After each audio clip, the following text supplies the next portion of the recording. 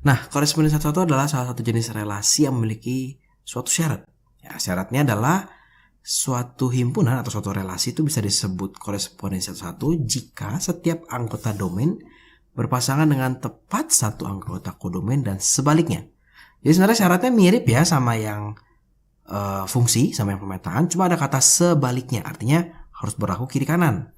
Nah, definisi di atas menyebutkan suatu syarat tambahan atau ya ada syarat tambahan lah, di mana dua buah himpunan itu bisa membentuk suatu korespondensi satu-satu jika memiliki jumlah anggota yang sama. Kenapa harus memiliki jumlah anggota yang sama? Nih, contohnya seperti ini gitu ya. Ini kakak punya beberapa contoh relasi. Kita akan tentukan mana yang relasi, mana yang fungsi, mana korespondensi satu-satu gitu ya. Kalau kita lihat dari soal yang pertama, ini adalah salah satu contoh dari korespondensi satu-satu, di mana setiap dari yang A, B, C, D, E ini berpasangan dengan 1, 2, 3, 4, 5. Dan tidak ada yang bercabang ya. B ke 5, ya udah 5 cuma dapat B aja, itu kebalikan. Tapi yang C dan D ini bukan korespondensi satu-satu. Kenapa? Karena setiap A dapat pasangan nih. Tapi ini ada yang nggak dapat pasangan nih. Ini nggak boleh. Kan mesti setiap anggota domain berpasangan dengan tepat satu anggota kodomain. Dan sebaliknya, artinya setiap anggota kodomain juga harus punya pasangan. Oke. Yang ketiga, yang X dan Z juga sama. Walaupun semua punya pasangan, tapi si kodomainnya ada yang bercabang. Ya, domainnya ada yang bercabang, ininya ada yang bercabang juga. Gitu, nggak boleh. Gitu ya. Kalau ini jelas-jelas ini nggak ada pasangan, jadi tidak bisa. Oke, nah nanti soal-soal korespondensi satu-satu bisa berupa seperti ini. Jadi membedakan mana yang relasi, pemetaan, dan korespondensi satu-satu. Paling gampang adalah kalau kita melihat di domain, nah di bagian kiri ada yang bercabang atau ada yang tidak dapat pasangan, ini pasti suatu relasi. Gitu ya. Nah, kalau kita lihat kirinya berpasangan semua, kita lihat sebelah kanannya. Nah, ini berpasangan dan tidak bercabang, kita lihat sebelah kanannya. Sebelah kanannya apakah berpasangan semua dan apakah ada yang bercabang? Kalau tidak ada, maka ini suatu korespondensi satu-satu. Yang C, kalau kita lihat sebelah kiri mendapat pasangan semua, sebelah kanan ada yang nggak dapat, gitu ya. Terus ada yang bercabang nih. Oke. Sebelah kiri walaupun dapat pasangan semua, sebelah kiri mendapat pasangan semua, sebelah sini ada yang ada pasangan nggak masalah. Berarti dia namanya adalah suatu fungsi atau bisa juga guru kalian menyebutnya suatu pemetaan. Ya. Kalau yang keempat, nah ini sekilas terlihat seperti korespondensi satu-satu. Kenapa? Karena yang sini dapat pasangan semua, yang sini dapat pasangan semua. Tapi ternyata di sini ada yang bercabang. Nah, ini ternyata adalah suatu pemetaan, gitu ya. Oke, jadi kalau relasi nggak boleh, kalau relasi bebas. Kalau pemetaan yang sebelah kiri saja yang harus punya pasangan dan cuma boleh satu. Sebelah kanannya atau kodomainnya kita nggak peduli, mau dia bercabang, mau dia berpasangan atau tidak, kita nggak peduli. Tapi kalau korespondensi satu-satu, si kiri domain dan kodomain harus berpasangan dan cuma boleh punya satu pasangan, gitu ya. Ibaratnya kalau dalam pernikahan korespondensi satu-satu ini monogami gitu ya, pernikahannya pria dan wanita satu saja. Tapi kalau yang fungsi, nah sebelah kanan ini boleh punya lebih dari satu pasangan. Gitu. Nah, contohnya bisa dalam bentuk diagram panah atau bisa juga dalam bentuk himpunan pasangan berurutan. Jadi mana nih yang relasi, mana yang pemetaan, mana yang korespondensi satu-satu. Tinggal kita lihat apakah ada domain, nih domain, atau ada kodomain yang berulang. Jadi kalau domainnya, ini domainnya berulang, oke, ini pasti relasi nih, gitu ya. Kalau domain,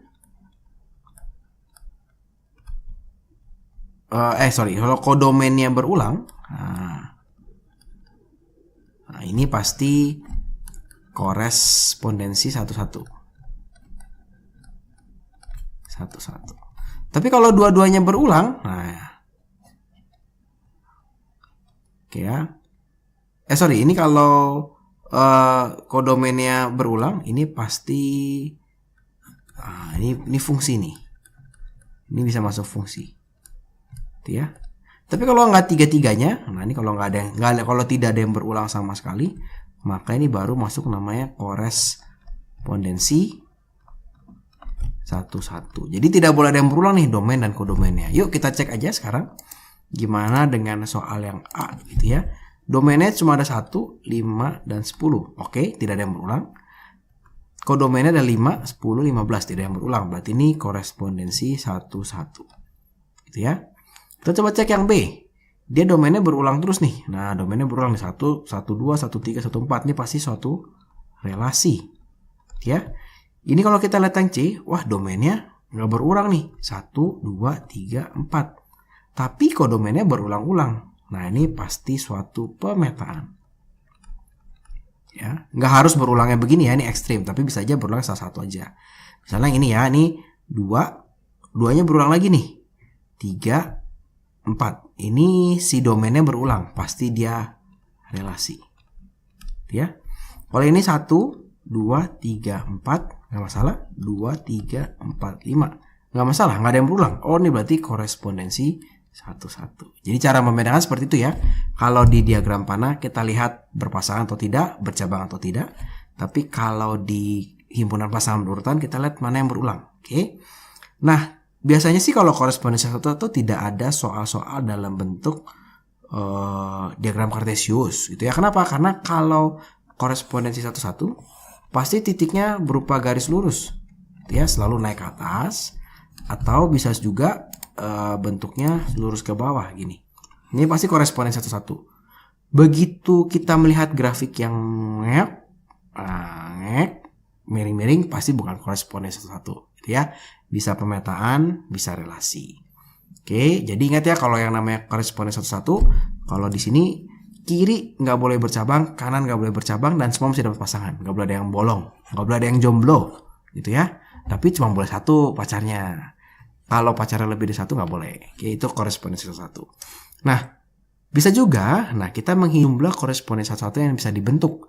Karena memiliki syarat sama seperti pemetaan, kita bisa melihat berapa banyak sih korespondensi satu yang bisa dibentuk oleh dua buah himpunan.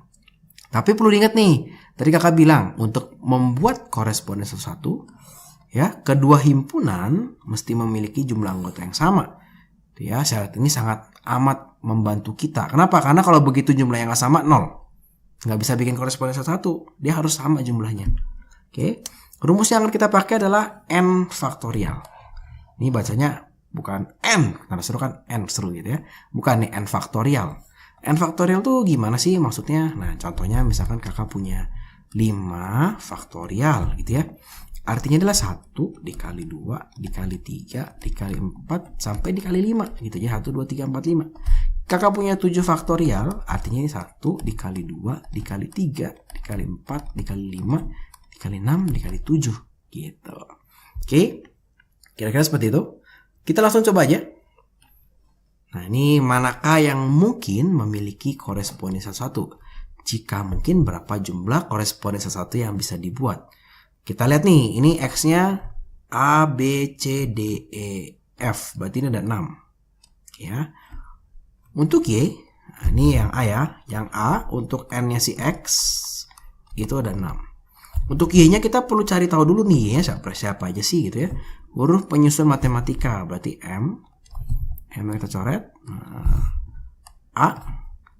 A-nya kita coret. T dan E. Nah, T-nya kita coret juga. T dan E, T dan E. Oh, ini ada A dan I. Matei. Ya, Matei. Oh, ada K. Ada K. Oke. Berarti ada 6 juga nih. 1, 2, 3, 4, 5, 6. Berarti sama-sama ada 6. Ini N ya si Y. Nah, ini adalah 6. Berarti karena jumlah anggotanya sama, kita bisa membuat korespondensi satu. Berapa banyak yang bisa kita buat? Nah, berapa banyaknya? Banyaknya ya. Nah, tinggal 6 faktorial. Berapa nih 6 faktorial? 1 dikali 2 dikali 3 dikali 4 dikali 5 dikali 6. Berarti 1 kali 2, 2. 2 kali 3, 6. 6 kali 4, 24. 24 dikali 5 dikali 6. Oke ya. Berarti 120 dikali 6 atau 720. Oke, itu untuk yang A. Gimana untuk yang B? Ya, sama aja. Jadi untuk yang B sama aja nih. Oke, faktor dari 72. Faktor dari 72 berarti begini ya. 1, 72. 2, kalau 36. Kalau 3, 24. Kalau 4, 18 ya. Oke. Kalau 5 ini nggak bisa. Kalau 6, 12. Kalau 7, 8, 9 ya. Terus berapa lagi? 7, 8, 9, 10. Nggak ada. Oke. Nah ini berarti ada berapa nih? 1, 2, 3, 4, 5, 6. Oh berarti faktor dari 72 ada 12. Oke. Ya, angka dalam jam ya berarti ini ada 12 juga gitu ya, angka di dalam jam. Ya berarti sama nih, berarti bisa nih yang B. Kita bisa membuat berapa banyak? Nah, berapa banyak itu adalah 12. Nah, faktorial berapa nih? 1 kali 2 kali 3 kali 4 sampai kali 12. Oke. Nah, jawabannya adalah 479.100.600. Oke, kakak hitung pakai kalkulator ya. Banyak, memang bisa banyak. Oke. Nah, tapi tidak sebanyak fungsi pemetaan gitu ya. Oke, nah kita lanjut lagi. Nah, ini adalah himpunan X, huruf vokal, himpunan Y-nya adalah jumlah mata dadu gitu ya. Jadi kalau kita yang C, si X ini huruf vokal, berarti ini cuma A, I, U, E, dan O gitu ya. Berarti ini ada berapa nih? Ada 5 nih. Tapi kalau jumlah mata dadu himpunan Y itu ada 6. Itu adalah mata dadu 1, mata dadu 2, 3, 4, 5, 6. Oke. Dia ada 6. Berarti ini tidak bisa membuat korespondensi satu. Jadi kalau pertanyaannya berapakah banyak korespondensi satu yang bisa dibuat? Ini 5 nih 6. Oh, ini pasti 0 ya. Korespondensi satu yang dibuat dari himpunan X dan Y di nomor C ini aja 0. Bagaimana dengan yang D? Ya kita coba aja. Berarti nama bulan berakhiran R. Nah, ini berarti kita punya mulai dari September, Oktober, November, Desember. Ya, berarti kita punya 4.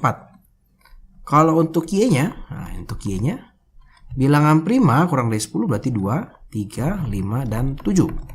Oh, berarti sama nih. Ini jumlahnya 4, ini jumlahnya 4. Berarti bisa membuat korespondensi 1. Jumlahnya berapa? Nah, banyaknya itu berarti adalah n faktorial atau 4 faktorial. 1 dikali 2 dikali 3 dikali 4. Berarti ini adalah 24. Oke, biasanya sih guru kalian angkanya nggak jauh-jauh dari 10 faktorial ya. Kenapa? Karena kalau udah 12 faktorial udah begini nih, susah ngitungnya. Oke, nah contoh soal lagi begini. Nah ini gampang. Ini contoh soal paling sederhana.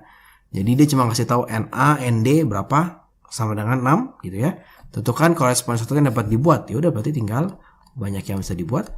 Berarti tinggal 6 faktorial gitu. Ini nanti tepatnya jawabannya 720. 1 kali 2 kali 3 kali 4 kali 5 kali 6 720. Nah, atau bisa juga begini. Dibalik. Jadi total jumlah korespondensi satu yang dapat dibuat dari A ke B ada 120. Carilah jumlah anggota A gitu ya. Gimana caranya nih Kak? Yaudah, kita bikinnya seperti ini. Kan tadi kan n faktorial sama dengan 120. Berapa nih? 1 kali 2 kali 3 kali 4 kali 5 kali 6 kali 7 sampai kali berapa nih Kak supaya dapat 120 gitu ya. Nah, caranya gini. Kita bikin seperti ini ya, 120. Kalau kita bagi 2, hasilnya itu adalah kita bagi 1 dulu. Kita bagi atau langsung bagi 2 nggak apa-apa karena bagi 1 kan udah nggak guna ya. Langsung 60. Nah, kita habis bagi 2 kita bagi 3. Bagi 3 itu berapa ya? 20. Habis bagi 3 kita bagi 4. Bagi 3 bagi 4 berarti 5. Nah, ketika ketemu 4, hasilnya adalah bilangan selanjutnya 5. Stop. Berarti jawabannya adalah 5. Gitu ya. Berarti ini n-nya adalah 5 faktorial. Gitu. Contoh misalnya, contoh lain kakak punya 5040 misalnya seperti ini. Oke, kita bagi aja, bagi 2 berarti berapa nih? 2 5 20 gitu ya. Kita bagi 3. Bagi 3 itu berarti 840. Kemudian kita bagi 4, nanti dapat berapa nih? 210 ya. Kemudian kita bagi 5, dapat 42. Kemudian kita bagi 6, dapat 7. Gitu ya. Habis 6 kan 7. Berarti dapatnya jawabannya adalah 7 faktorial. Oke, kira-kira seperti itu cara mencari kebalikannya. Nah, contoh soal yang terakhir, nah ini yang paling gampang banget. Jadi kalau korespondensi satu memang gampang banget, nggak sulit. Jadi ini sebuah toko akan memberikan kode dalam label produk harga mereka. Memutuskan kode seperti ini, Legur Asik. Nah, Legur Asik. Kalau L itu 10, kalau E itu 1, kalau G itu 2, kalau U 3, R itu 4, A itu 5, S itu 6, Y itu 7, I itu 8, K itu 1. Oh, nggak ada yang berulang ya. Oke, nggak ada yang berulang. Bagaimana toko tersebut akan menulis untuk harga 9750? Gampang, ini pasti bentuknya korespondensi satu. Seperti sandi atau kode Morse di pramuka, itu satu Morse, satu sandi hanya untuk satu huruf, nggak mungkin untuk 2 huruf. Untuk 2 huruf nanti bingung, ini apa ya sandinya, kodenya apa gitu ya. Jadi gampang nih untuk menulis harga 9750, yang kita lihat aja 9 itu apa? Oh, 9 itu K, 7 itu Y, K, Y, A, L. Ya. Terus apa tuh? 37500. Berarti 3 itu U, 7 itu Y. U, Y, 5 itu A, L, L gitu. 37500. Nah, 42500 ya berarti sama. 4 itu adalah R. Gitu ya. 2 itu adalah G. 5 itu adalah A, 00 ya LL gitu. Ini kalau dapat soal seperti ini sebenarnya di ulangan nggak boleh salah nih. Ini seperti soal bonus sebenarnya. Untuk yang B, tentukan harga jika tulisnya RALL. R itu 4, A itu 5, L 3 berarti 000 gitu ya. GUALL, G itu 2, nah, U itu 3, berarti ini 2, 3, A itu 5, 00, 23.500. YUL, YULL, Y itu 7, U itu 3, LL itu berarti 0, 7.300. Nah, jadi gampang ya, korespondensi satu seperti itu saja. Jadi kita mesti bisa membedakan mana yang relasi himpunan, mana yang relasi, mana yang pemetaan, mana yang korespondensi satu. Kemudian kita juga mesti bisa menghitung jumlah korespondensi satu yang bisa dibuat. Atau kebalikannya, caranya seperti ini, gitu ya. Atau soal aplikasi biasanya seperti ini doang. Oke. Terima kasih buat teman-teman yang sudah menonton video Legur Les. Terima kasih.